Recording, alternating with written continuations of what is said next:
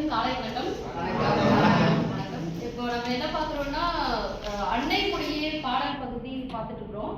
அந்த அன்னை மொழியே பாடல் பகுதி பார்க்கும்போது அதில் சில நூல்களோட பெயர்கள் வருது. அதாவது 8 தொகை, 10 பாட்டு, 14 கீழ்கணக்கு, 5 காப்பியங்கள், அப்படி அதனுடைய நூல் பெயர்கள் அதில் வருது. அப்படி பார்த்தா இப்போ 8 தொகைனா 8 நூல்கள் இருக்கும். 10 பாட்டுனா எத்தனை நூல்கள் இருக்கும்? 10 நூல்கள் இருக்கும். 14 கீழ்கணக்கு நூல்கள் அப்படின்னா 18 நூல்கள் இருக்கும். இப்படி ஒவ்வொரு கணக்குல ஒவ்வொரு நூல்கள் இருக்குது. இப்போ அதில் பார்த்தீங்கன்னா 8 தொகை நூல்கள் அப்படின்னா ஏன் 8 தொகை நூல்கள் அப்படின்னா அதுக்கு ஒரு பெயர் வந்துச்சு அப்படின்னு நம்மளுக்கு அதுக்கான ரீசன் தெரிஞ்சிருக்கணும். உங்களுக்கு தெரிஞ்சிருக்குன்னு நினைக்கிறேன். அப்படி எதனால 8 தொகை நூல்கள் அப்படின்னு ஒரு பெயர் காரணம் எதனால வந்துச்சு அப்படிங்கிறது நீங்க என்ன பண்ணணும்னா நீ கூட பகிர்ந்துக்குங்க. நமக்கு வந்து 8 தொகை நூல்களில் வந்து முதலாவதாக வருவது வந்து நற்றிணை. அதை வந்து நல்குட்டத்தினே பிரிப்பாங்க. இதுக்கு ஏன் நற்றிணைன்னு பேர் வந்துச்சுன்னா, இது வந்து நல்ல ஒழுக்கங்களை வந்து பாடுவதால அதுக்கு நற்றிணைன்னு பேர் வந்துச்சு. இது வந்து அகத்திணை சார்ந்த திணை. இதில் வந்து 9 முதல் 12 அடிகள் உள்ளது. அடுத்தது ரெண்டாவது நாங்கள் வந்து குறுந்தொகை வந்து ரெண்டாவதுగా வருது. இப்போ இது பார்த்தீங்கன்னா வந்து 4லேருந்து 8 அடிகள் அளவில் இருக்கிறனால சின்ன பாடலாக இருக்கிறதுனால இது குறுந்தொகை அப்படின்னு. 8 தொகை நூல்களில் 3ஆவதாக வருவது ஐங்குறுநூறு. அகம் சார்ந்த 500 சிறிய பாடல்களை கொண்டுள்ளதுன்னா ஐங்குறுநூறு சொல்றாங்க. 5 குறுநூறு சேர்ந்து வருவது ஐங்குறுநூறு. பார்த்தீங்கன்னா கலித்தொகைன்னு ஏன் பேர் வந்ததுன்னா, கலிப்பால வந்து பாடப்பட்ட ஒரு அறம் சார்ந்த நூல் தான் வந்து கலித்தொகை. அதனால இதுக்கு கலித்தொகைன்னு பேர். இது எதனால நூலாக? இது 4வது நூல்.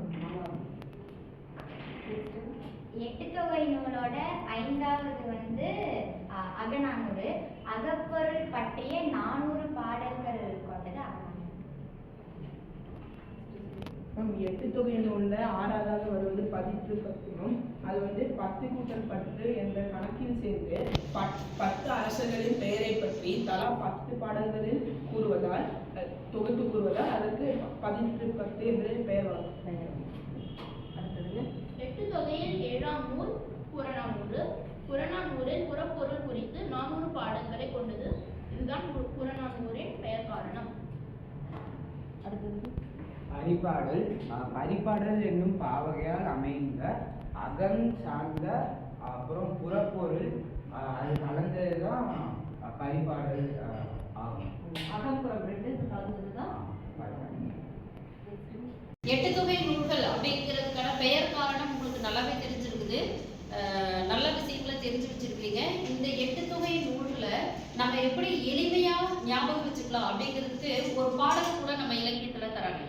என்ன சொல்றாங்கன்னா, நற்றிணை நல்ல குறுந்தொகை. நல்ல குறுந்தொகை அப்படின்னா அந்த குறுந்தொகைக்கு ஒரு அடைமொழி தான் நல்ல அப்படிங்கிறது. நற்றிணை நல்ல குறுந்தொகை, ஐங்குறுநூறு, ஒத்த பதிற்று 10, ஓங்கு பரிபாடல், கலியோடு, அகம் புறம் என இத்திரத்த 8 தொகை அப்படின்னு ஒரு பாடல் கூட நம்மளுக்கு எளிமையா நம்ம 8 தொகை நூல்களை எளிமையா ஞாபகம் வச்சுக்கலாம் அப்படிங்கிறது இந்த பாடல் நம்ம மனப்படம், அதாவது நம்ம மெமரியில வச்சுட்டோம் அப்படின்னு சொன்னா நம்மளால எங்க போனாலும் என்ன பண்ண முடியும், ஒவ்வொன்றா சொல்லணும் அப்படிங்கிறது இல்லாம டக்குனு நம்மளால 8 தொகை நூல்களோட பெயர்களை சொல்ல முடியும்.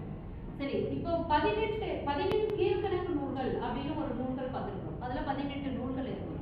அதுல எதெல்லாம் அகம் சார்ந்தவை, எதெல்லாம் புறம் சார்ந்தவை அப்படின்னு ஒரு கணக்கு இருக்குது. அது எத்தனை பேருக்கு தெரியும்? எதெல்லாம் அகம் சார்ந்தவை அப்படிங்கிறதுக்கான அந்த நூல்களோட பெயர்கள் உங்களால சொல்ல முடியுதான்னு பார்க்கலாம். 18 கீழ்கணக்கு நூல்களில் 4 அடியார் மற்றும் 4 மணி கடிகை என்பது அறம் சார்ந்த நூல்கள், அல்லது அறநூல்கள் என்று கூறப்படுகிறது.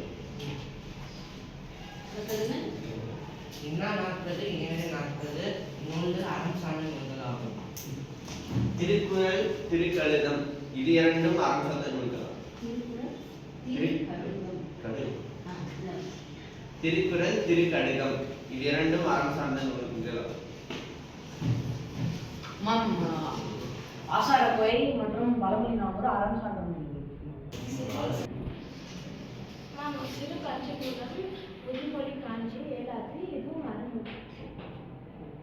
அடுத்தது 640, 550, 570 இவை அகநூல்களாகும்.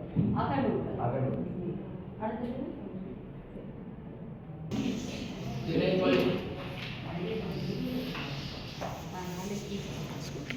திணைமொழி 50, திணைமாலை 150, கைநிலை இவை அறம் சார்ந்த அறம் சார்ந்த நூல்களா அகநூல்களா?